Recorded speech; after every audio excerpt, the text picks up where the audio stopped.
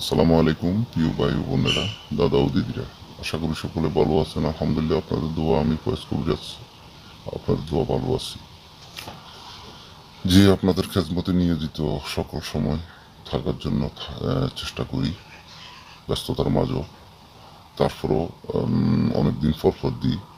তো তারপরে আপনাদেরকে আজকে যে তকদিরটা দিয়েছি, বসে বসে কাঁদতেছেন আপনি, না শুয়ে কাঁদতেছেন, না এক জায়গায় বসে কাঁদতেছেন, কার জন্য? আপনার মনের মানুষের জন্য। কত দূরে চলে গেছে, বিদেশে চলে গেছে, দুনিয়ার সেই মাথা চলে গেছে গা, আপনি এই মাথায় আছেন, কাঁদতেছেন, আপনার কোনো উপায় পাইতেছেন না। এটা বৌদ্ধ এবং মগা কুফুরি মন্ত্র, তকদির, যেটা আপনার যত দূরে হোক না কেন, আপনি এটা 12 দিনের মধ্যে আপনার কাছেও হাজির হয়ে যাবে। 12 দিনের মধ্যে এটা 12টা তকদির।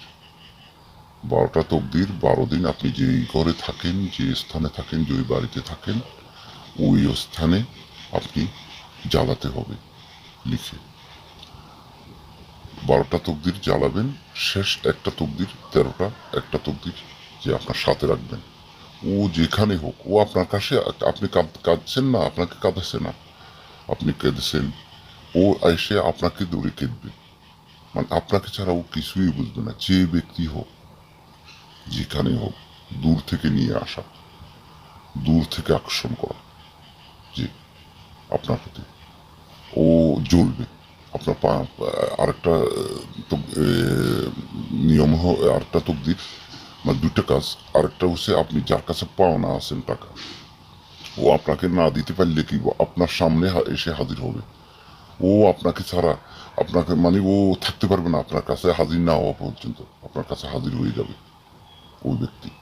এবং আপনার যে স্বামী চলে গেছে, স্ত্রী চলে গেছে আপনাকে ছেড়ে, আপনি তাকে ছাড়তে পারতেছেন না, ও চলে আসবে। 12টা তকদির করতে হবে, 12টা তোমার লিখতে হবে। লিখে, লেখার সিস্টেম আছে, বসার নিয়ম আছে, তো মন্ত্র আছে। আর কি কালি দিয়ে লিখবেন, কিসের উপরে লিখবেন, সব কিছু নিয়ম আছে। আপনি যেভাবে চালানোর মাধ্যমে করতে চাইলে আপনি আমার সাথে কন্ট্যাক্ট করতে পারেন, আমার সাথে করতে পারেন। আর আপনি করলেও করতে পারেন, আপনাকে নিয়মতান্ত্রিক আমি বাতায় দিব ইনশাল্লাহ।